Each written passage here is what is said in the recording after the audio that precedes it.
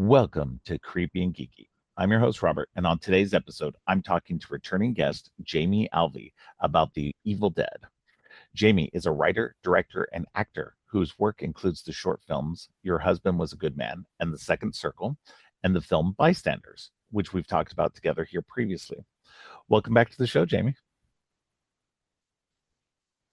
Thank you for having me. I Yeah. I really appreciate I really appreciate it. I love talking with you, and I'm Yeah. really excited to talk about The Evil Dead here because that is one of my favorites, and it's just such a fun franchise, and Yeah. I'm glad that we're getting more.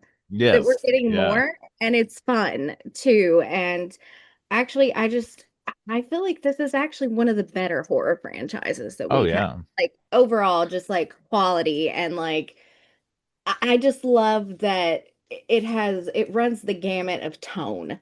Yes. Yeah. Like you can have a super serious entry in this and like the stupidest entry ever, and it's all just And it all works. It it all does meshes work. together. Yeah. And that's something that I like genuinely admire about just The Evil Dead in general, because it does Yeah. have that absurdity, but then it has like these super serious moments, and it doesn't feel like it has to be exactly one thing or another, which Yeah. I think is something that is like one of my criticisms of a lot of like more contemporary horror is Yeah. that we don't play enough, but like that's what's good about like independent film and like Yeah.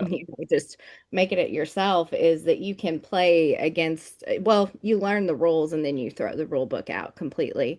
Yeah. um and I think that Sam Raimi is one of those people that is so untethered from Yeah. the idea of a rule book even now that he's still killing it, Yeah. so No, I agree. I think you know, overall, like the Evil Dead franchise is my favorite horror franchise. They just from seeing the first one I saw that was actually Army of Darkness, and then I went back and saw the other ones. Actually a few years later, because I didn't realize it was part of a franchise at first. And so um this getting to see this, and like you said, now that we're finally getting new ones, and it's great though too because like Raimi and company are still in charge of it. They're the ones still exactly. guiding it, and you rarely get that You these days. exactly. And so so something that keeps coming out with the guiding hand, but with the guiding hand that is like, look, I'm going to give these new voices a chance because Yeah. every single one of the ones that, like the 2013 and Evil Dead Rise, and now Evil Dead Burn, Evil Dead Wrath, that's coming out soon or later. Hmm. All of these are by newish filmmakers, people who Yes. either didn't have a film under the belt or only one film under their belt. Um, and so it's great to get these new voices in this space. Um, and um, the one thing that I think that is missing so far, and something that I bring up in another episode, which I've recorded most of these episodes already, but they is a female voice. Yes. I would love to have a woman behind the camera. Oh my. Um, And yeah, there's so many out there that so could do, many. yes, Yeah. that do an Some amazing job at that. somebody brought up the idea of Nia DaCosta, and I thought that was Oh my brilliant. God. Yeah, She's right? like one of those people that is, I said, the dream when you're giving an IP sandbox over, Yes. because she knows what she's doing and she knows how to put her own personal mark on something. Yeah. Because I liked 28 years later, but 28 years later, the Bone Temple, Oh, it it's the just best one. absolutely, I think it's the best Yeah, one of the entire franchise because absolutely. she grounds some of the crazier elements in Yeah. like absolute just humanity, and she's just a fantastic Her filmmaker. her Like, can her Candyman sequel oh my God. deepens deepens and It does. broadens the entire franchise and made me actually appreciate the original a lot more than I did because I liked the original, but I didn't really, it wasn't one that I would go back to. But her sequel to that just made me go, okay, this actually, there's so much more to this than I saw before. It actually makes that first one so much more relevant than even it was. I mean, and it was at the time. It just makes it even more relevant now. It So, does, and it is, and it gives it something different because this is a lot of my criticism of like all the reboots, requels, hmm stuff like that is it feels like a rehashing more so than it does yeah, a act its own actual story. yeah, And I'm gonna throw Scream 5 under the bus a little bit here because yeah, it hits so many of the same plot points of the hmm very first film to the point where I was like, just remake Scream at this yeah, point. But when you have something like you know, Nita Costa doing Candyman, where it actually makes you go back to the very first film yeah, and, experience it in a different way. That's what I'm looking for. I'm looking for yeah, somebody that can add to the conversation, not basically repeat it because it yeah, gets too redundant. yeah, It gets too it just bogged down in like who is this for? Why is this just weird nostalgia porn at this yeah, point? yeah. And Well, that's what I like about the Evil Dead. Like most of them are not like they'll have nods to the others, but yeah, it's not in the realm of nostalgia porn. And apparently my dog agrees too. That's Verbena. She's the one that famously will sit and watch horror movies. yeah. There you go. Yeah, she locks in when something's on the screen and it kills me. Especially a horror film, and we're like, oh, she's sitting there watching that. That's probably not great, but Yeah, we'll let it happen. yeah, yeah. Yeah. No. So I think that that's the only thing missing from the Evil Dead that has come. I will say it's been nice though since the 2013 that they have been centering women Hmm. in the franchise as well Oh yeah. because we got Mia in the first in 2013, then we got in Evil Dead Rise. It's Ellie and Beth. So we got and then the new one. It's definitely a woman who's Yes. the lead in this one as well, and I don't know about Wrath, but I love that they've kind of transitioned this. And don't get me wrong, I love Ash. I love Ash as a final guy. Um, Everybody. That's yeah, everybody loves Ash, and like Bruce Campbell is one of those people that is just so magnetic. he is. Like you want to talk about somebody that is so just a fun person, it's him. And I think that everybody who has taken this up has been like very, very magnetic people too, Yeah, because Jane Levy is like wonderfully magnetic. yeah. And I know Alyssa Sutherland, and the lady who plays Beth's name Something is, Sullivan. is it Lily? Lily sounds right to It's me. I'm not sure. Hold on to But the. like they really carry when they are on screen, and it's like Oh yeah, I would be intimidated to take up Bruce Campbell's mantle, but I would like to try. right. But, Yeah, you were correct. Lily Sullivan. I was like, it's like Lily's right. Yeah, no, I absolutely. I think that so far everybody's been doing a great job, and I think that again, I think that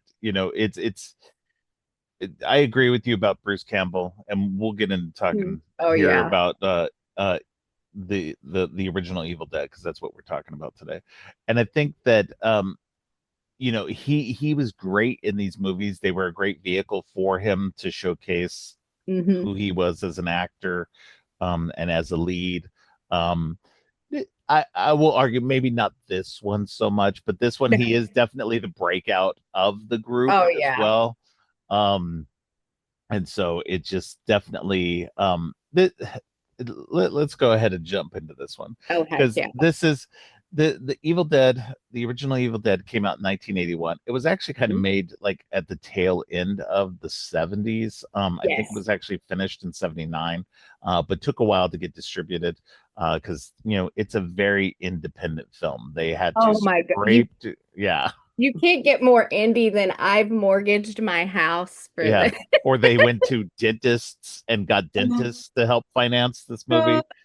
It hey, took it hey, took like 30 years for them to finally make all the money back to pay the original investors, I love, you know what? you That know. is so dang indie. And But they like, did pay them all though. So, honestly, you know what? Going to your dentist is very real because my dentist is so like every time I'm there, she asks me about the filmmaking. oh So yeah. you know what? I would the second you said that, I was like, yeah, that's exactly that's a good place to go. It's like, hey, you wanna sponsor this? Yeah. Yeah, so I mean, and that's like you said, Bruce Campbell put up his family's property as collateral so that Sam could finish the film, but also blow it up to 35 millimeter so that they could actually do a theatrical release.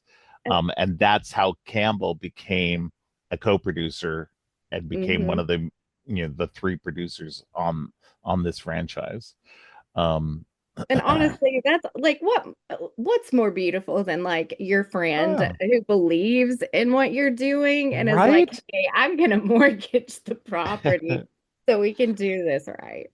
Yeah. No, I think that's what's really cool about the whole thing with Sam and Bruce is that they were friends in high school. They became friends in high school. They started making these like Super 8 movies back during that time Just and love yeah, that's how all filmmakers start is like who didn't have like again like as it progresses on like I had a camcorder and would do stuff with my yeah, friends when I was a kid. So yeah, and it's just so just kind of awe-inspiring to see that trajectory through other people because it's just it's so sweet too. yeah. Oh Like yeah. they like in Send Help, like the big portrait of like Bruce bat in the background at one point, and I was like, there he is. I was just waiting for like some kind of Bruce Campbell anything. And there he was. There he was. Yeah. I recently got to see this in the theater for its 45th anniversary as well. I got to see it in the theater on its 40th anniversary also. So, so far, I have seen every Evil Dead movie in the theater except for Evil Dead 2.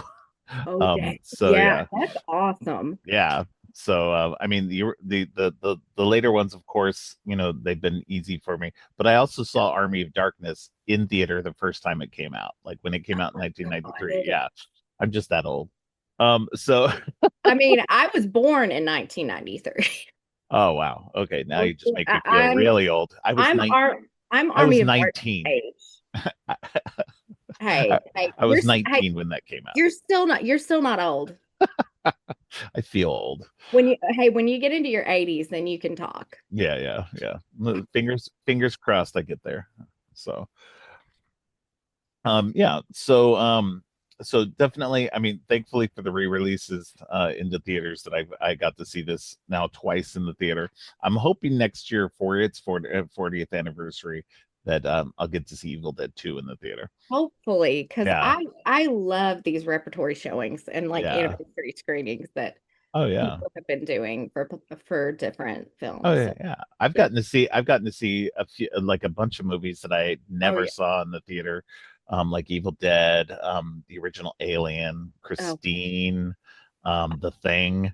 Um, and then I recently got to see Fight Club that's in its 4K awesome. re-release. Yeah. No, and I never got to see Fight Club in theaters when it originally came out, and then I rented it once it came out, and I was blown away by that movie. I love that movie, um, and I don't love it in the the weird toxic male way. It's like I understand what this Yeah, means. I and hate I that understood it back then too. That's what's I hate that crazy. we have to put like an I know, asterisk on things and we're like, no, I actually I have media right? literacy. Please have mercy on me. Because there's just like a set of films and like even David Fincher telling his daughter, don't date somebody whose favorite movie is Fight Club. He knows. He gets Yeah. Yeah. No, that's just so sad. And it makes me mad too because Fight Club yeah. is one of my favorite movies too.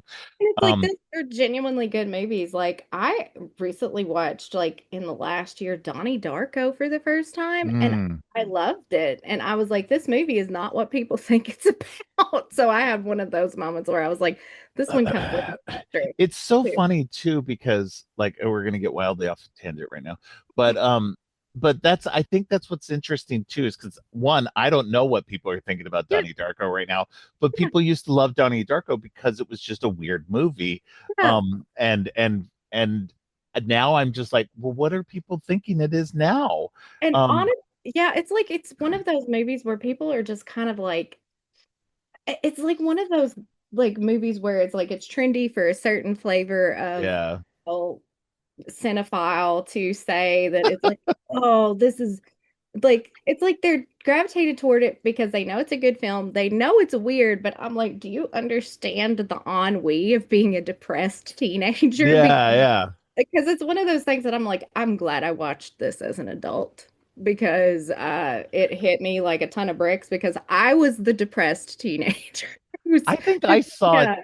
I think I saw it too late. Like well, I saw it I think right around when it came out, but I think I was just older. I don't remember when it came out, but I just didn't get like Donnie Darko never gelled for me. I think I was just maybe I wasn't the depressed teenager, so I never. That's the thing. So I was like, oh no, this is like depressed teenager, like it's like everything. Catcher in the Rye. I read that like as Yes. an adult, and I cannot stand Catcher in the Rye. Oh my I think God. it's a piece of trash book.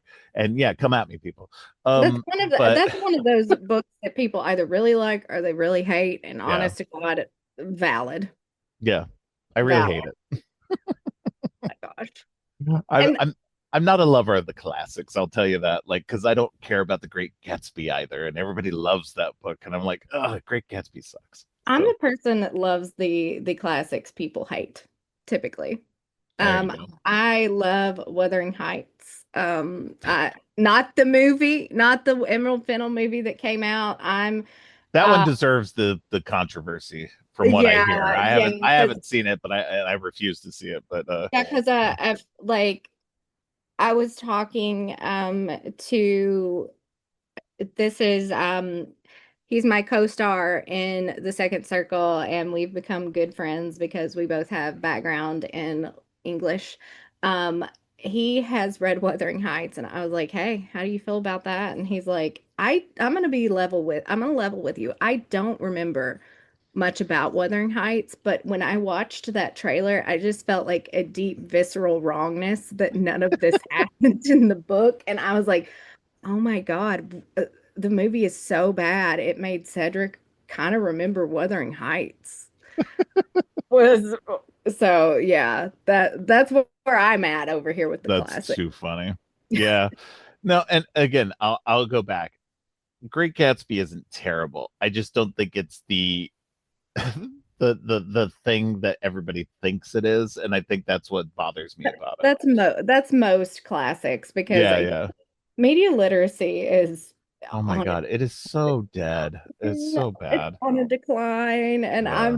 I feel like I'm in hell 98% of the time because Same. oh, yeah. Well, because like, okay, so last night, so as we're recording this, The Mandalorian and Grogu just came out. Oh, And yeah.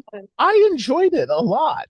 I also enjoyed the Mandalorian TV show. I've Hmm. enjoyed most of the Star Wars stuff that has come Yeah. out since Disney has grabbed it.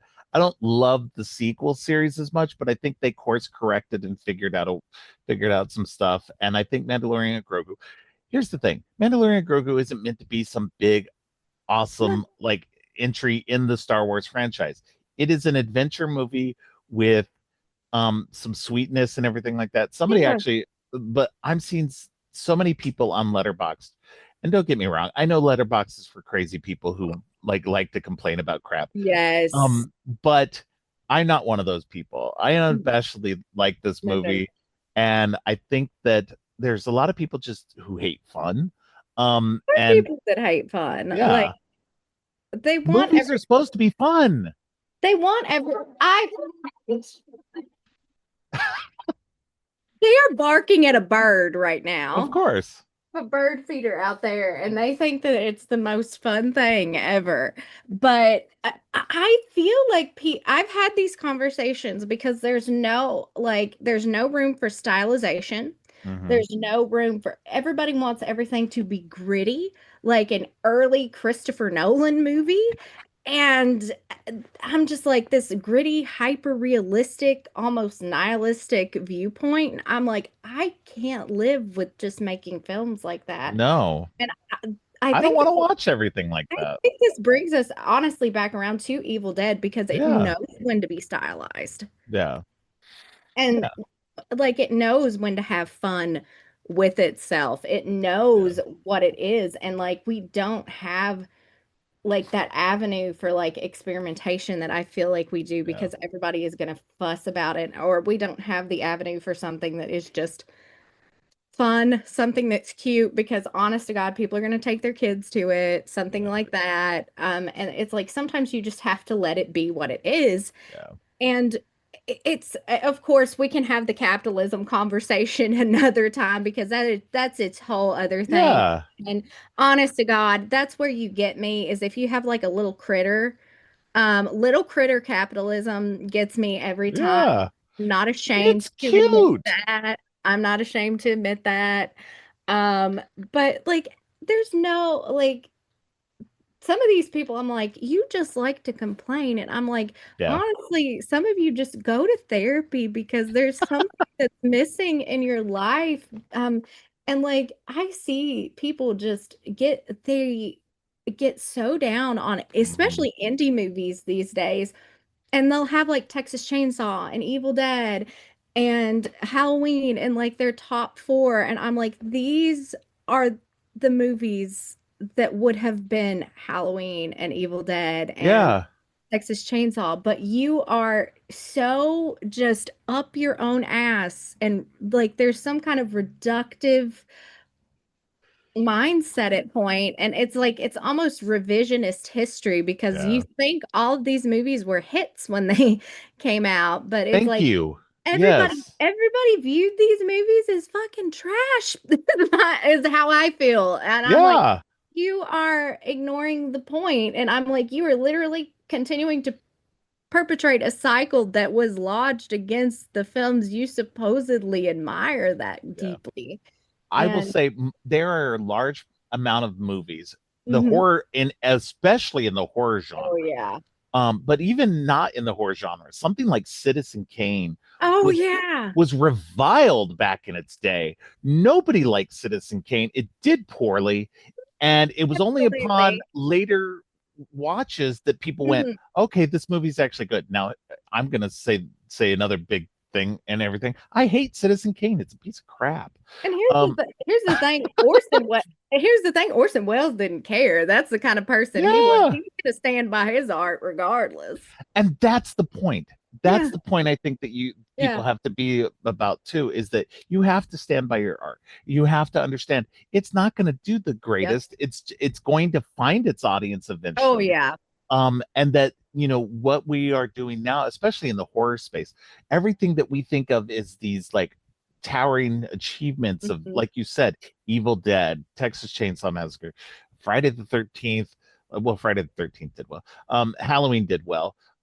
But like these movies, these people, they a lot of them did do, and they did well for their time period, but they didn't do like Yeah. well in terms of like what we think of today. They weren't Oh my gosh, yeah. blockbusters, Oh, and that's the great thing about horror is horror doesn't need to be a blockbuster to be successful. So and that's why they still make them.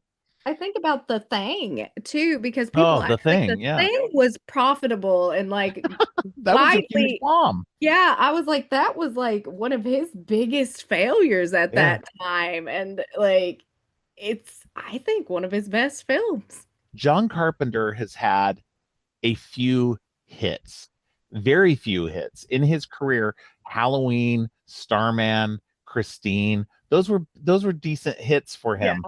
Everything else was a bomb. Yeah. Yeah. but his movies stand the test of time because he is an artist who has a vision and who has for the most part stood by his creations and Mhm. said, look, these movies are good whether you think they are or not. And He's you like, know, I like it. yeah. And that's again, we're gonna come back to the Evil Dead now. The Evil Dead is one of those movies that has kind of stood the test of time. Now, part of that is because it was so crazy in terms of its gore effects and Oh everything my like God. that, that that's what people wanted to see. It got banned in the UK. It was one of the original video nasties. Yeah, that's one of the best parts. It's like Yeah, when you can just say I was banned in the UK during that yeah, era. Like that is the ultimate like bragging point ever. exactly. And so, it took them until 1987 to get The Evil Dead 2 made, and it took the endorsement of Stephen King to even get that made. And if it weren't for Stephen King, that would definitely wouldn't have gotten made. Oh no. Um, No, no, no. and then Army of Darkness came out in 93, another 6 years later. These movies came out like within 6 years of each other, which is a long time And when you look at stuff it's these kind of like days. thank God Bruce Campbell was just got genetically lucky and still looked more or Oh less yeah. the same. Oh yeah. No, it's just hilarious. But yeah, let's talk more about the actual Evil Dead. Because I have talked about these movies before on my podcast. This actually talked about them with my kids on the very first episode of this Oh, podcast. Yeah. And see, then that's what I'm excited about being a parent is literally just be like, here's Evil Dead child, experience it. right. No, it's great whenever I can show my kids something. I mean, they're both older Absolutely. now. They're both adults, but but still, even now, whenever I can share stuff like that, like my daughter and I will go to horror movies. Like we just saw Obsession last week. And it's That's fun when awesome. we can both watch things. We're gonna go see Passenger tonight. Oh Um, my God. I'm yeah, gonna have that to look out and see what y'all think about that. but yeah, so it's fun to share those things. But with this movie, like I said, I've covered it before once on my first episode, and then later on I did whenever I was doing double features, I did the first four movies as two episodes of double features. But I wanted to come back and talk about each movie individually Hmm. because I just love this franchise so much. Now, Evil Dead, the original Evil Dead, is the bottom of my list whenever I rank the Evil Dead movies, but that's only because I feel like it hadn't found its voice yet. It's got a voice, don't get me wrong, it does. You see the beginnings of Sam Raimi. It's Oh his first yeah. movie. You see the beginning touches of what you recognize as Sam Raimi's look. And I feel like he's one of the very few directors that you can tell when you're watching one of his movies that it's his movie. Oh, Um, absolutely. there's Absolutely. so many directors, just kind of, as a director, Yeah. you don't have like visually speaking, Mhm. you do what you need to do to get the thing. Yeah. But Raimi and somebody like Edgar Wright, they like change Oh yeah. things. Yeah, they really have this like this distinctive look to Yeah. their films that you recognize, and you're just like, oh, okay, yeah, I really recognize You're that like, that who that person's work. and like watching back some of my stuff, like I've started noticing that with myself, and it's kind of funny because you see what like visual language you lean towards more Yeah, so also, and yeah. like it's like whose is this? And it's like a distinctive writing style Yeah, almost. yeah. It's like Lee Cronin now, who directed Oh yeah. Evil Dead Rise with the Mummy. He's a very big fan of the split So I diopter. was about to say that because which I need to watch that. I've not watched the Oh, it's decent. Yeah, because it's I was like, oh, this is a very different like I regardless like you get points for ambition with me if you're hmm trying something that's kind of out of left field. When I saw that he was gonna do that, I was hoping that he would go back to his Irish roots and do a bog body, but um He does lean into that. oh good, good, good, Yeah, good. As he should, as he should. Yeah. But when I saw the trailer, I was like, "Yep, there's those split diopters," because Yeah. that's what I loved about Evil Dead Rise. He was like, "I'm gonna No. throw a split diopter in here because I love a split diopter shot, a And good he one." does them so good too, like with that, like because I mean it's different with the split diopters when you see them in other movies. Sometimes somebody's in the like, definitely the Mhm. foreground, background, and stuff like that.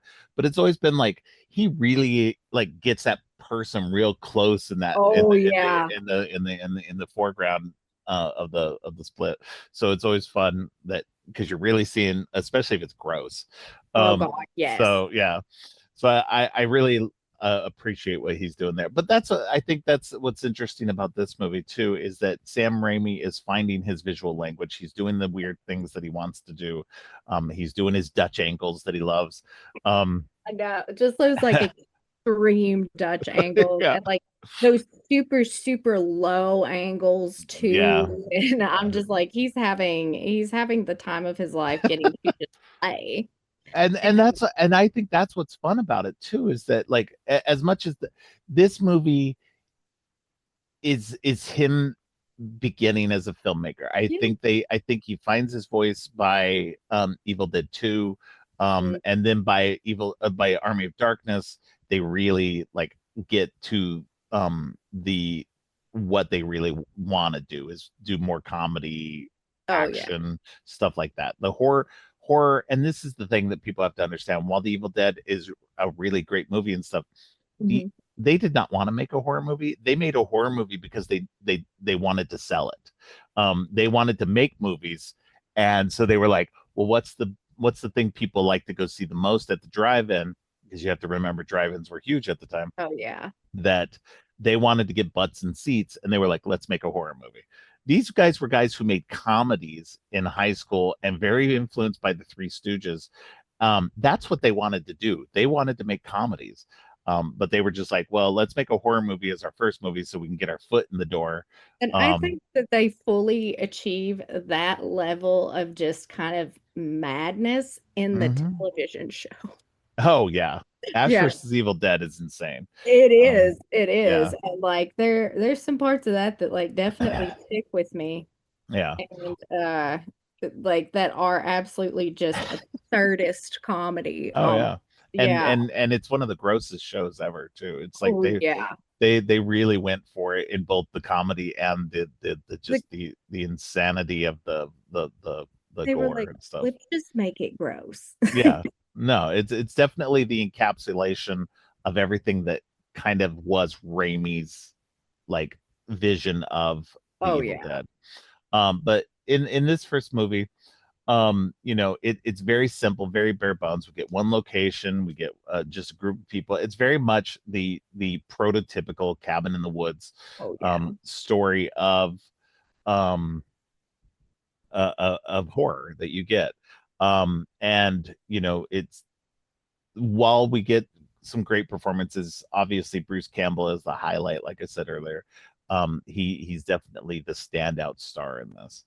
Um, and it this movie has some comedy, but again, it hasn't they haven't found their voice and their tone yet, in a lot of ways. And I feel like this movie is played more straight. It's Yep. definitely more of a straight up horror. It's so funny too because in a lot of ways, when you look back at this movie got lucky. It's a good movie, Oh yeah. but it really got lucky by having Stephen King be an early advocate of it. And I think in a lot of ways too, the video nasties aspect of it over in the UK helped elevate it. Oh Um, yeah, that's gonna give you some buzz oh because yeah, like negative buzz does a lot yeah, too.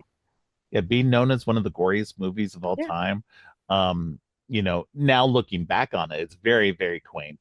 Yeah. Like the gore, because They're green creamed corn. yeah, it's just it's so funny to watch it now and just be like, okay, this is not as gory and gross Uh, as you thought it was back in the day. But I think they did what they could on their very limited budget. Oh yeah. Oh Yeah. yeah. And like I think about like I was looking at this has been years ago, but looking at how they built some of the rigs and literally just setting the camera on like two by fours Hmm. and And doing running that. through the woods. Yeah. Yeah, doing that, I was like, absolutely, just fantastic. That's Yeah. that's what filmmaking should be like because like sometimes you have to do the weird thing that you don't think that you because Yeah. there's just oh my God, everything is so expensive and like I can't it's always been expensive and then Yeah. you're just like, okay, I've got to make this movie for $2. What am I gonna do? And then Yeah. you just run with it. Yeah. And that's just for me, this is a movie that kind of captures that spirit because they did Yeah. all of those weird things, built like their own rigs and Yeah. like it's just absolutely like mind blowing and that's what Yeah. I love. That's what I Well, love about film. well, and they filmed this on location in that cabin. They actually slept in at that cabin, which was cold. Mhm. They couldn't do like they had a very small crew there. And lots of people did other things. Even the actors did Oh yeah. crew jobs and stuff like Yeah. that because it was just that small of a production. I lived on location for bystanders. Yeah. Abby's room in the movie is actually where I slept. That That's yeah, funny. that was mine. And Claire and Yeah. Gray's room is Mary Beth's, and we made them look like entirely different places from the cabin, but those are in the same That's cabin, so all of funny. them. Yeah. No, and that's what's great is whenever you can do that, especially on a small budget, when you can, utilize what you have. I Mhm. just saw the movie Milk and Cereal recently for Yes. the first time. And reportedly that was filmed on an $800 budget, which makes sense when you look at it. Yeah. It's very much a couple of guys just doing stuff on their And phones. it's very Yeah. easy to do like that style of filmmaking too on that small of a Yeah. budget also. Yeah. And I like honestly found footage is kind of Oh, gives you a gateway that other yeah. venues may not because if you think about something like Lake Mungo, originally Oh, man. it was written as like just an actual like, horror movie, like Yeah. ghost story. And then he did not have the money to make it the way he wanted, so he turned it into like a found footage mockumentary. Yeah. So he I could make yeah, I love Lake Mungo. do too. It's a great I movie. do too. It's one of it's one of those ones I like I was and it's rare for me, but like it was one of those ones that I kept thinking about like Yes. afterward. And I Yes. was just like and at first I was just kind of middle of the road on it and then but I kept thinking about it. I was like, because I keep thinking about this, it's Those obviously a good movie. Yeah. Those are some of my favorite ones where you're just like, I don't know how I feel about it, but then you just keep sitting with it Yeah. and then you're like, okay, this is something. This Yeah. is something. Yeah. No, I mean that movie gave me chills. I mean, it's just yeah, just and it's rare. It's rare for horror to like because I see so much of it now. It's rare for me to really like get chills like that, to get spooked or anything. I love Oh horror yeah. movies, don't get me wrong, but like, it's just it's rare for something to give me Something to that actually kind have of you just feeling. sit and Yeah. looking at a wall and like, okay, Yeah. questioning my existence now. Like I totally get that. And when Yeah. it but I think about how much it does we innovate. If you can't do Yeah. it one way, you do it another. And then Yeah. I think that Evil Dead's very much Yeah. indicative of that. No, and that's what's good about having you as a guest on here too, is that, talking about the very DIY filmmaking Oh of yeah. doing the Evil Dead, to somebody who does short films Oh and hell has yeah. to do that in that same way. You get what you can You get get. what you And get. And yeah, because you only have like so much budget for like yeah, actually getting like lights and stuff. And then like most of us are like, okay, we need to invest in actually buying one of these things so we have it on hand and we can yeah. use it every time. Because Well, my cinematographer, he has his own camera and he's like, that is my third child. yeah, yeah, Yeah. So that really helps too. But yeah, you do what you have to do. Like yeah, we're like, oh, we can't get this camera low enough. then we just have like, oh my gosh, we'll have just like a wadded up piece of cloth underneath the camera so you can tilt it a little lower. And then like you're getting in there and you're getting really weird and like Yeah. you have to, oh my God, you have to do so many weird, crazy things that you wouldn't think that you would have to do. Like there is a scene where to get the shot I wanted, we had to have the tripod up completely to its basically its full height. And we had to have Doug, who plays my abusive husband in the second circle, we had to feed him through the middle of it to get the shot. And it looks amazing, but there's a picture behind the scenes of that, and it is the funniest thing ever. Like behind the scenes pictures really take the really will show you, okay, Yeah. this amazing shot, this really tense moment, the funniest behind the scenes Yeah. picture you've ever seen because like this is a 6'2" man like fed in between. Oh my God, it's just amazing. It's No, amazing. there's a like you talking about just the behind the scenes stuff like that. The new movie Obsession that just came out, there's a very intense scene. There's lots of intense scenes. Yeah, from what I've heard, that everybody is just completely just like, oh my God, that Yeah. movie. Yeah, no, it's uncomfortable in all the best ways. But there's a moment in the movie, and I won't spoil it, but there's a moment in the movie where something happens. But then when you see the behind the scenes footage, which my daughter sent me on TikTok the other day, um, she showed me or she sent me this video of them like kind of filming the scene a little bit. And they're just like the people, the actors are just it's so funny because it's not um movie making where you think it's so serious and Yep, so intense and everything like that has some of the funniest moments it behind does. the scenes. It Yeah. does. It does. There's a, oh my God. We have another moment like that, and it's the same scene, and like when we were getting different shots and stuff, and we have behind the scenes picture of Doug kneeling on the bed and he's talking to me and Cedric. I'm on one side and then Cedric's on the other playing dead. And I was like, oh my God, this is the funniest thing. Like it's like Yeah.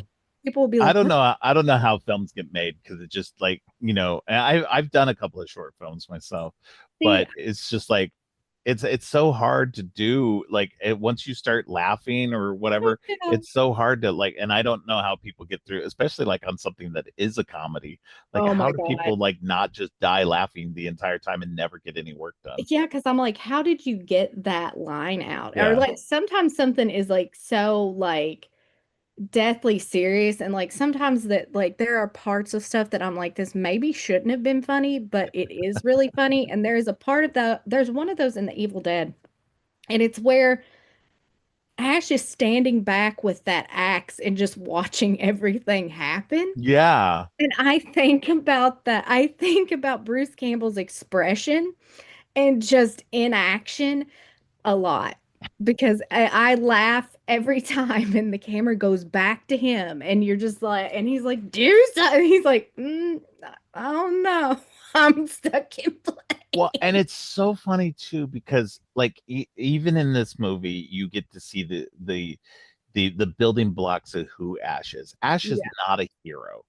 Ash, No. not in the traditional sense. He's not going out there. I mean, He technically, Scotty was the hero in that yeah, moment, but kind of Ash, it subverts that idea because yes, it's like you think of the hero as somebody that's like super proactive, not somebody that like comes into comes it into like his own. Yeah, reluctantly. yeah. And like getting to see that is like I think Ash has a very interesting character arc between Oh, these yeah. two movies because of that. Like Well, he somebody that, doesn't fully become the hero until Army of Darkness, oh, even, no, you like know, and it's even then, he's kind of an asshole. So, it's the hero's journey to the hero's journey, pretty yeah, much. Like he's like, it's like I have to become the hero. And yeah, like you can tell Bruce is having a lot of fun with that subversion in and of yeah. himself because like some of his facial expressions in those moments, I'm like, Yeah, that's about how anybody would feel. Yeah. Like just like I can't move really.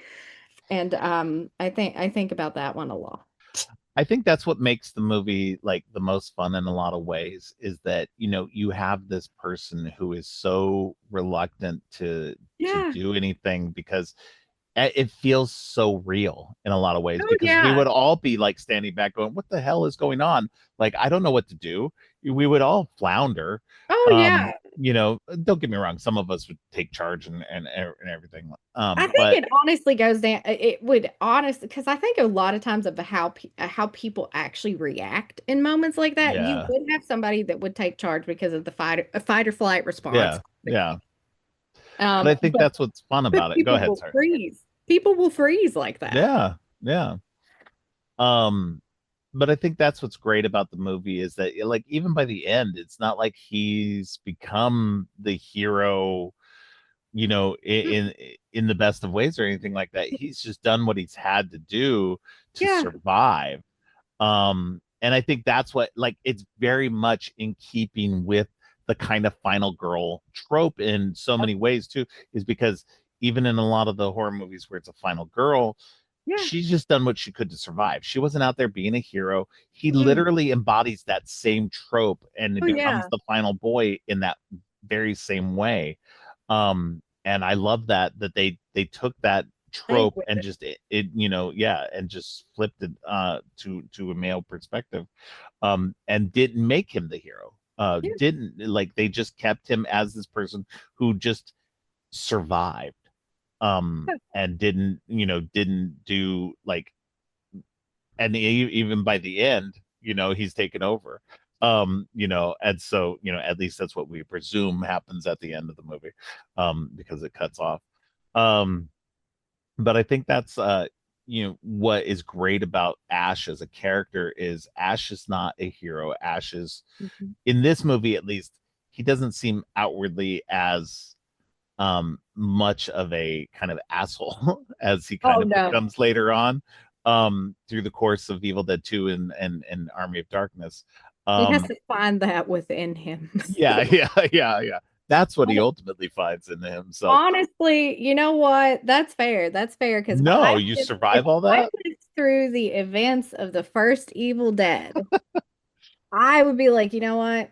I'm also going to become an asshole. That's Yeah. what I've lived. I'm going to become an asshole. I've That's earned what it. he needed to do to survive. Oh yeah, and just kind of like the dark humor and like I'm gonna make fun of this situation. Yeah. It's something that's always like really spoken to me. Well, and I think, this goes into, talking about the Deadites themselves. The Deadites are, they're very cruel. Yeah. That when they take over somebody, when they inhabit somebody, they basically become that person, and that person is gone. Mhm. And so like when it takes over his sister, and corrupts her, and then, uses her, as, um, what the Deadites do so well is do that back and forth of Mhm. being real evil, but then switch it back and make you think that the person is still inside, Oh the yeah. person is still there. Oh yeah. I love that aspect of it, and I think that's where Ash's like his personality starts to come in that you see in the latter part of Evil Dead 2 and in especially in Army of Darkness that he becomes this kind of asshole arrogant character Mhm. because he's defeated these things. He's Yeah. managed to survive these things that are unsurvivable Oh yeah, for because most like people. there's almost no hope at some points No, in these because they can't movies be because you're killed. like, what the hell? Yeah. And like I love that they're just so gleefully evil. Like Yeah. there's a playfulness to them. Yeah. I think that makes them scarier to me because Yeah. it's like they're having fun with this, Yeah. like scalping people, Yeah. fun for them. Yeah. Like taking over people, that's their greatest joy. And they Yeah. do it with such a just absolute disgusting fervor. Yeah. And they are so like they are fun, and it honestly gives an actor a lot to work with Oh because you yeah. have to think about like who's this character as themselves and like what is the Deadite like that's Yeah. taking over them. Yeah. So it's a lot. I think it would be a lot of fun to, Oh yeah. play possessed in Evil Well, Dead. and I think that's what makes it so great too, is that this movie is so great at setting the rules of the world Oh that yeah. it definitely each movie then follows pretty well. Yeah. Yeah. And that you Like see now in the later movies too, the 2013 and in Evil Dead Rise and stuff like that, the playfulness, the way that these, mhm. and even in Ash versus Evil Dead, the way these Deadites act. And again, this is what's great about having Sam Raimi and company be the Yeah. guiding hands behind this as well, is just that they're like, making sure that this, you know, has an internal Like consistency there's a that, sense like of you said, yeah, most horror franchises don't have. they So, throw that to the wind, but like they've actually like paid so much attention to like let's make mhm. sure we get all these rules down so everything kind of cohesively goes together Yeah, even when it shouldn't. yeah, And it works, and I think that's why it's one of the best franchises that exist out there because so many of them just kind of I think they get lazy and they get weird and yeah. yeah, and it's like it becomes a cash grab and not And that's something it that more they're than anything actually else. Yeah. I it think like it's just about getting the money, and oh yeah. it's not about keeping the internal consistency, Mhm. and about, rarely, like I will say there's only two other franchises that I think have that consistency even when they go wild. One is the Chucky franchise. Yeah, Chucky's Um, always been off like because just off the Don radar. Man, yeah, and because Don Mancini has been the guiding voice He's through been all of there. that. Yeah. And then Scream gets very close and has been Mhm. mostly consistent throughout its run. It has hiccups here and there. People can argue that Scream 3, even though it's probably my favorite of the whole franchise, that I love when people have a controversial opinion like that. ah, It's I like love this Scream 3. widely hated widely hated entry in the franchise. I love it. And I I'm like, do. yes, yes. I Those love Scream 3. It's great. It's so much fun and so silly. And yeah. sorry, I think it does the rules well and everything like that. And it has a lot more going on in it. And I talk about this in And in an earlier episode, but it has so much more going on to it that that when you look back on it, like it's is like, oh, okay, there's so much more going on to it, because it's talking about like the predatory nature of yeah. Hollywood. And it feels like a real big dig right at Weinstein himself. And it's kind of, yeah, because that's the thing about Craven. Craven is so kind of self-reflexive in Oh that way. yeah. Like he's able to kind of take like experiences and put them in such a kind of like succinct viewpoint that Hmm. like you may not realize that this is satire at first, I Yeah. feel. Yeah. And Like which is crazy because like the whole franchise is built on it's that, yeah, satire. it's satire. So And I think a lot of people don't realize that because like it it, opens with yeah. that absolutely horrifying death. Yeah. And Yeah. yeah, because my mom made me the yeah, because my parents always were having me watch stuff. And like when I was a teen, my mom had me watch Scream for the first time. Mm. And she looks at me like about half of the way through the movie and she goes, Jamie, I'm gonna ask you, how many who do you think the killer is? And I was like, I'm not sure yet, but there's two of them, and I don't think she's ever been happier in her life that I Wow. picked. I was like, I don't know, but I think there's two. And she was Yeah. like, holy, oh, okay. Yeah, No, so that's kind of like been my segue into stuff like Scream and Evil yeah. Dead and like some of like maybe even the weirder and rougher like entries into like 70s and 80s horror. Mm. So my yeah, my dad is really big on Evil Dead. That's awesome. That's Yep. awesome. Yep. Yeah, Yes. I like that was the thing. Like I kind of with with horror, I didn't become like I've always liked horror. Mhm. And I had things that I really liked, like I like Scream and I like Evil Dead, the whole time, and everything. But didn't become a huge horror fan until 2018. Okay. That's when I dived deep into it, and You were like, it's time. yeah, yeah, I was like, you know what, something's speaking to me about it now, and I just fell in love with it, and have just been like immersed in it, so much so that I have a podcast now going on almost 5 years. Okay. um and then it's but so like with my kids and stuff like that, they saw things here and there. Like I know they saw a couple of the Final Destinations and stuff like that. They in the Scream movies and stuff like that. I introduced them to certain And things, but again, it was like the light things that I was yeah. kind of into, that wasn't like the heavy deep stuff. And plus my daughter got real scared at one point. Oh, So it was so funny. So I've told this story before, but so my daughter, when she was 3, I we'd rented movies through Netflix. Now, this was back when Netflix was DVDs, yeah. before they transitioned to streaming. But so I had rented Seed of Chucky. Um, Bless and you.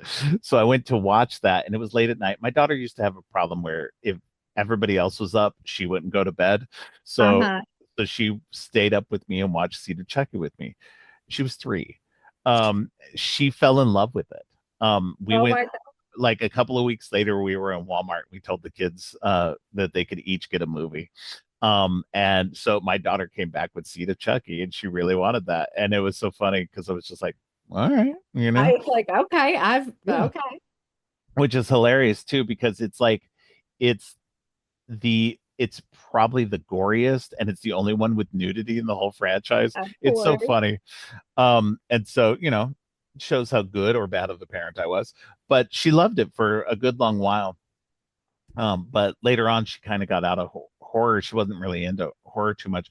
But one day I was watching, I think it was Paranormal Activity 2 in the living Oh room, my God. Yes. and she wasn't out there watching it with me. She happened to come out right when the kitchen explodes open. Oh my gosh. That Yes. scared the ever loving bejesus out of her. And she hated horror films after that point, for My until she God. got into her teen years. It's like I can't do this anymore. No, no, no, no. Yeah. And then when she did get into horror in her teen years, she started by watching like the Saw movies. Oh so my God. Yes. so I'm like, okay.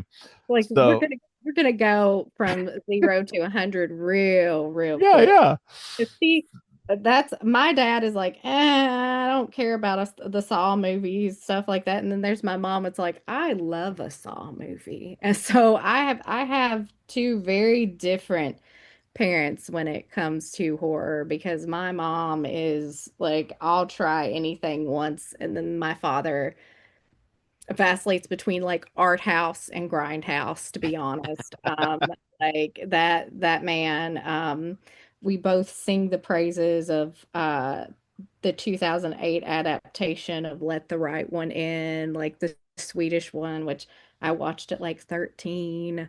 Um, and then my father is like, "Oh, you're interested in like I watched all of like Nightmare on Elm Street Yeah. with my mom."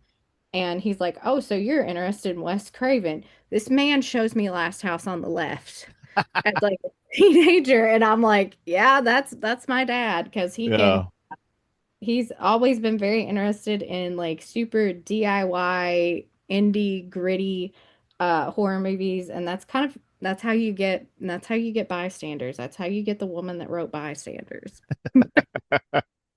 Nothing wrong with that. Like, and No. that's why I think it's fun too, is because I'm the same way. I like a lot of um very like I like a lot of different things, especially in the Yep. horror space. Like I love the great and like very independent stuff that like A&P Films are making, like Oh Murder yeah. Size, Oh yeah. Bystanders is great.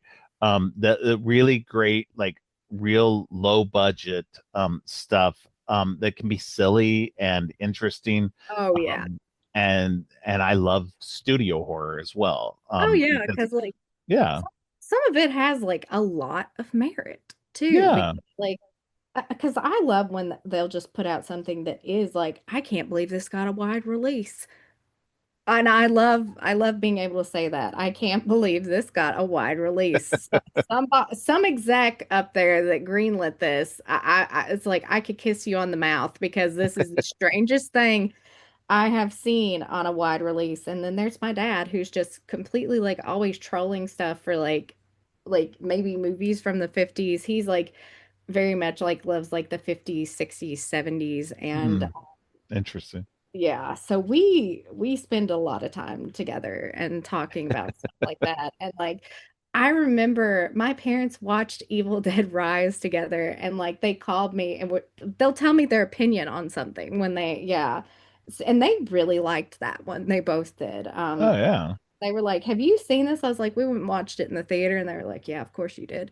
Um, basically, because they're like, "We're busy." And then, yeah, they're like, "Yeah, let's update Jamie on our where we stand with Evil Dead," because I absolutely love it. And I think that this new one is going to be great because Oh I'm like, yeah. the second I saw like snow, I was like, "Oh, yes," because again, let's go back to Carpenter here for a second. I think I just have an itch for more like snowbound horror thanks to The Thing because Mm, we don't nearly have enough of yeah. that. And I'm glad that we're getting that with this one because again, Yeah. something different, something different. Yeah. And like this is just honestly, I'm just glad that we're living in an age where we can have a franchise that is pushing and doing something different and like, Absolutely. actually has good character writing. Yeah. No, I think that's what's great about the legacy of Evil Dead. To kind of maybe wrap this up a little Yep. bit. That, Evil Dead is a franchise that, while it had a 20-year gap between Oh Army yeah. of Darkness and Evil Dead 2013, and then another 10-year gap between 2013 and Evil Dead Rise. We did have Ash versus Evil Dead in between Yeah. that, so we weren't completely without. But it has these large gaps between Mhm. things that it's still a franchise that's still going. That the original creators are still guiding. Yeah, Um, it's and nice to see that involvement yeah, because it's like some people get so hands off and I'm yeah, like, what's that about? Because I couldn't imagine ever being like that. yeah. Like Well, I would be like Sam Raimi. I would have to be involved somehow. yeah, yeah, absolutely. And that they're guiding new voices in this Oh too. yeah. And like they're not going to they could easily go for established voices. But Oh they're yeah. they're going for the new voices more often than not, or always. And they're championing these new filmmakers and giving them chances to put their own spin on things. Because they're not just directors either. Every single one of these people who have done these has either written or co-written these movies as Yeah. well. And so it's great to see them be able to play in this world and it not be that way they can put their own distinctive voice on the project rather than just being a an imitation of what Raimi and Yeah. company did. They're getting to put their own. It's like getting to see like a And good Sam is a tough act, like a notoriously tough act to follow in a lot yeah. of ways because like even thinking about like a few years ago, I went back and rewatched Spider-Man and Spider-Man 2, which was actually my introduction to Sam Raimi as a filmmaker Yeah. when I was a little girl. Um, and I was like, you know what? Like that's a tough act to follow because those still are very good movies. Yeah. Like I don't think that many of like the superhero movies have captured that much personality Yeah. in that way. Like they all a lot of them seem very cookie cutter, but Sam Raimi put a lot of heart into those that I'm like, will we ever reach that kind of individuality Right. in IP again? But Yeah. I think that that really speaks to why he gives people the space Yeah. to put their own mark on something. No, absolutely agreed. Yeah, I think that, he puts his own distinctive mark on things. I mean, talk about the Spider-Man movies. I think also with the most recent Doctor Strange movie, you can tell that is a Sam Raimi movie. Like, that's a Sam Um, Raimi movie. yeah, and so it's great to be able to see him, and get to see him be able to play in the Yeah. broader MCU now. And it'd be great to get him back for that. God, yes. But again, I'm glad to see him continuing to make his own new movies as well with Send Help, I love which was Send Help. fantastic. Oh, it's fantastic. I said send help, the end of the send help. I was like, that's exactly like something I would write because Yeah, when they're just screaming at each other and yeah, like running around on the island and it's gone to hell, I was like, yeah, I don't know how this is going to end, but this is like the most perfect melange of chaos that I can imagine. yeah, And it goes for broke and he knows when to be funny and he yeah, knows gross. And I was just like, hell yeah, Sam Raimi. He never left, but like every time you're like, he's back. yeah. He's back. Yeah. Well, I mean, I mean, it had It's been a been a while. while since he Yeah, did it. because he Since did he, he did yeah, Doctor Strange just before that, so that was great. But even before that, it had been a while because he hadn't done anything since Oz, and yeah, so it was just like, oh man, it's great to get like Sam Raimi back, like in that way. Because I agree with you. Like I don't know, it's like I don't mind if he does non-horror stuff, but I will agree that yeah. his horror stuff just sings. He's just so It good at it. does. He like, and you can tell he's like, I'm gonna do horror, but I'm gonna do it my way, and Yeah, y'all are gonna like it. Y'all are gonna sit yeah. back. And I said the moment that the camera racked focus from Rachel McAdams to the bird, I was like, this is a movie for me. This is going to be for me. Yeah, And just the premise is so smart. yeah. But yeah, I mean, so it starts with the Evil Dead. I mean, everything Yeah. that we talk about with Sam Raimi, Bruce Campbell, everybody else, it starts with the Evil Dead. And this movie is so influential just for their own careers, for Oh the yeah. franchise itself, horror itself. It just, I think it's great that it continues to be something that we celebrate. Like I said, it was just Yeah. in the theater for its 45th anniversary. It's something that's still being celebrated to this day. And when you look back on horror history like that, you're not getting a lot of stuff. I mean, we do get a lot more stuff that's popping up Mhm. and everything like that. But Yeah. Evil Dead just is one of those franchises It was that, a watershed moment, really, yeah, for horror because it oh my God, it takes so many like what's now familiar elements to us, hmm, and it's like that's part of the genesis of it. yeah, no, absolutely. And So, like and that's the thing, I grew up around a lot of people that were big fans of Evil Dead. One of my mom's good friends, actually, she's like, I know where the area is that the cabin is, but she said nobody will tell you. They had to literally tear it down because people yeah, kept finding it. And I think that the fireplace is still it, intact I though. think it was for a while. Yeah, it was for a I while. don't think it is now. It's probably not. Yeah, yeah. But Um, she was telling me about that, and of course I'm eating it up because she was like, yeah, she was telling me all that, and like she always carried a torch for Bruce Campbell, and like so like I grew up around people that had these like deeply seated interests and stuff like yeah, that. So like, and it also honestly seeing something like that made me want to be a filmmaker even more and want to do it independently, which I know is not what a lot of people picture for themselves as a filmmaker because so many people they want that studio backing.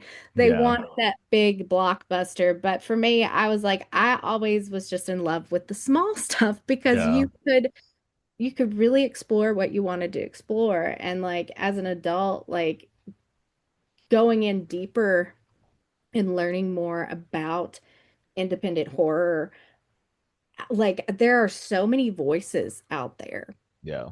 that are fantastic and like it's just such a like humbling tradition that I don't think we'll ever lose sight of because it's important and it's always going to be there to innovate what Well, we watch. yeah, I agree, and I think it's as much as studio work is great and everything Mhm. like that. It helps keep movies It does. alive. Oh, thank God. Yeah. But yeah, but I love how technology has very much democratized filmmaking for everybody. Mhm. Like it used to be you had to get a Super 8 camera and you would work your way up and become like, people like Sam Raimi, like J.J. Abrams and stuff like that. They started out by making movies in their backyard and eventually, Yeah. doing what they needed to do to graduate, quote unquote, to that level. But I love that there's people like you, people like A&P Films, and other people who are just making movies because they love to do it. And Oh, there's so yeah. many different avenues now for And, distribution as well that, oh, yeah. I mean, Kickstarter and Indiegogo and stuff like that. I've kickstarted and crowdfunded, several movies now, because it's great to have those voices out there and to be able to be a part of that in Yes. that way. And I think that's what's fun about it too, is because, I may kick in $50 to this movie, I'm going to get a Blu-ray of it, but like I Yeah, helped get that made, exactly. and so I think Because, that's, what's really fun about it. And I mean, people are just making movies on their phones with what they have yeah, available, and it and takes it works. I mean, it, hell, it works so well that people like Steven Soderbergh are making movies on iPhones and shit like that, you know. 28 years So, later being yeah, shot on a bunch of like the rigs for that like are yeah, amazing. And it's like there's 25 and it's like there's no telling how much this cost. But it looks, I was like, damn, that looks a lot better than I thought it would when yeah, you're just sitting there watching it.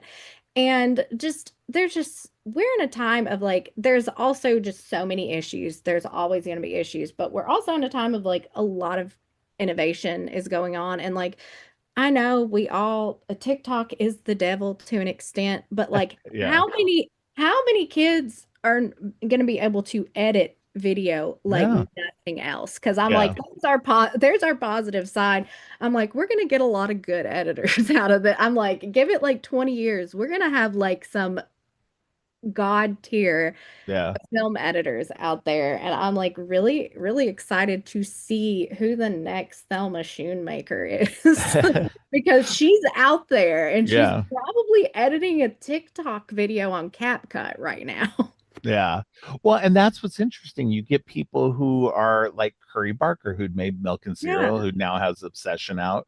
He started on YouTube. You got Kane Parsons, who's did all Oh the yeah. backrooms material, who gets to do the With A24 backrooms some movie. and honestly, I'm just so like, you know what? I'm proud of that kid because I'm Oh like, yeah. he committed himself to that. And Yeah. good for you. And Well, like, and he was just doing it for fun. He was just making this whole thing up for fun and oh, continuing yeah. on with this, and then got the deal with Yeah. A24 to make the movie, the official movie about it. And like one of my friends is a big fan of Backrooms, and I'm like, oh my, okay. I was like, we're towards the end of the month. We're all gonna probably have to have a girls' night and just be like, yeah, we're gonna go watch Backrooms. Very, I'm very. going.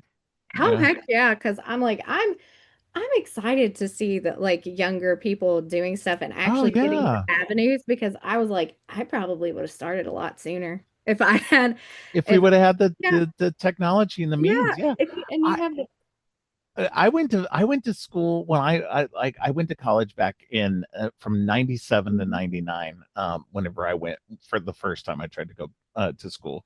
And I went as a film major. Mhm. We were editing on VHS because Oh DVD my had God. Yep. there was no Mhm. digital. There was Mhm. nothing. I was crash editing Oh my between God. two VCRs in my house Well, no, to yep. yeah. That's, Um I Some friends and I made a movie in 1999. I was working at a hotel and mhm. we made a short movie that sucks ass completely. And Well, yeah. then I mean, that's the experience. Like yeah, your juvenilia, so to speak. yeah, we were just having fun. We were just a bunch of people who worked in a hotel late at night making this dumbass movie.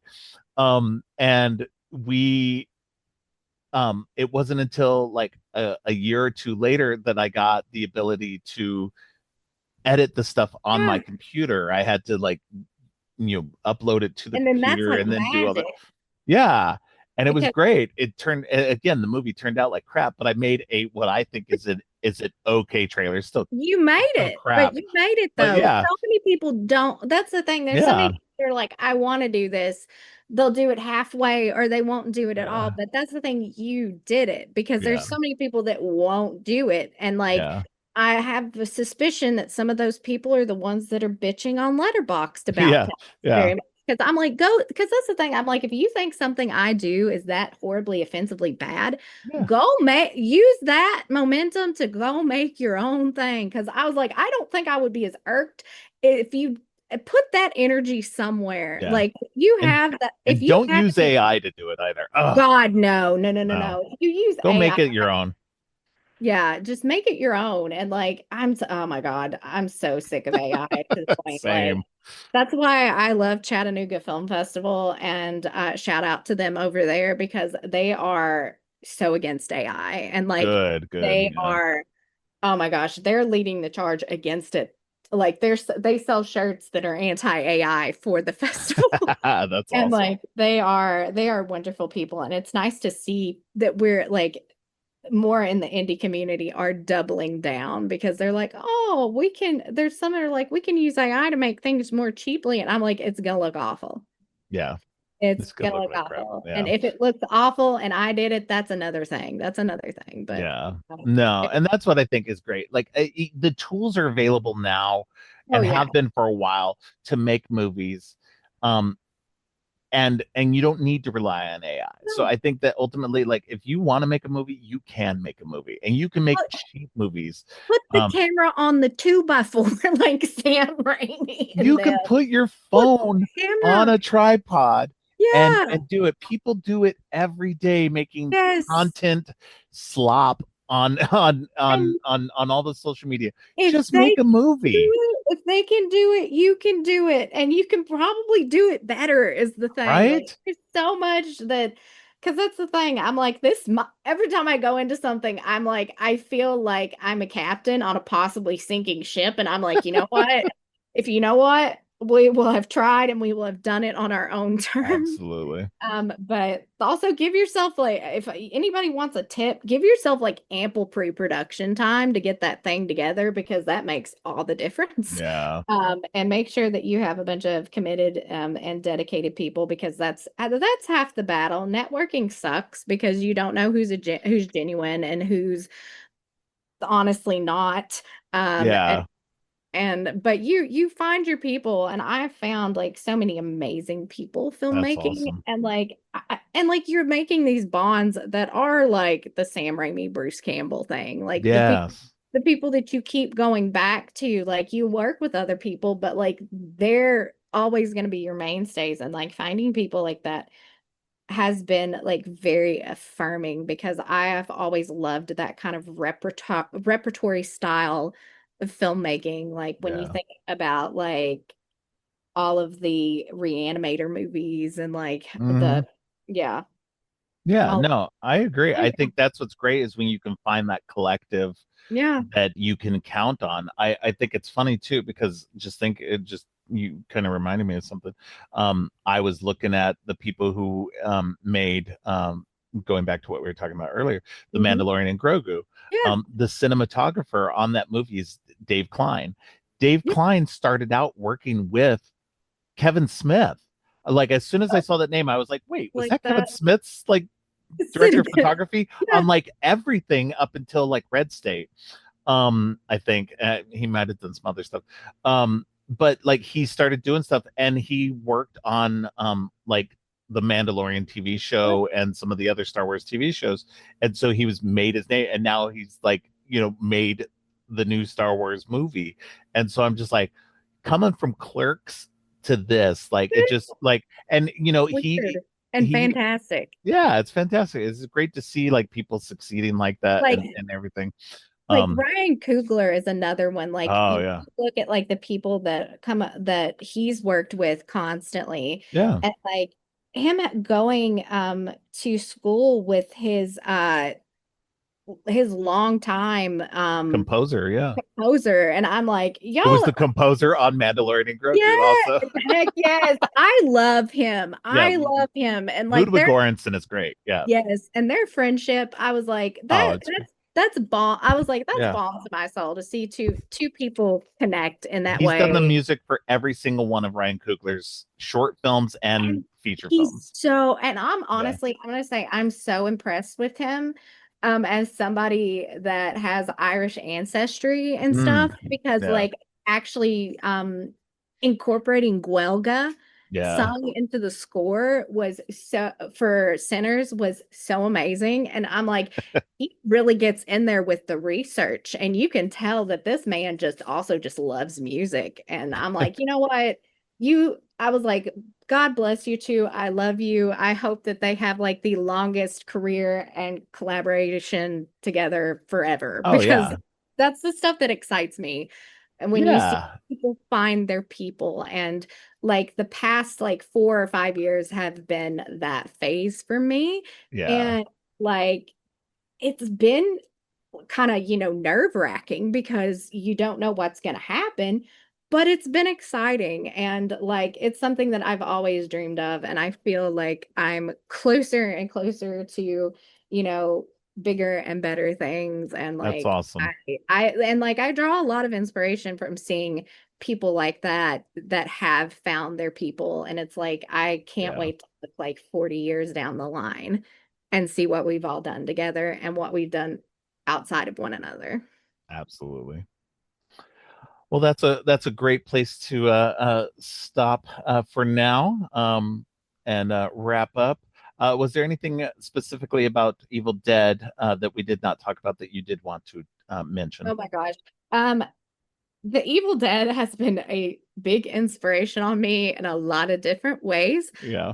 But the second circle, the short that we filmed in October, we've had kind of a weird like post-production because like there's been a lot of stops and starts and stops because like we've had several of us have had health problems, several of us Mm, have been busy because filmmaking and having a day job sometimes is its own battle.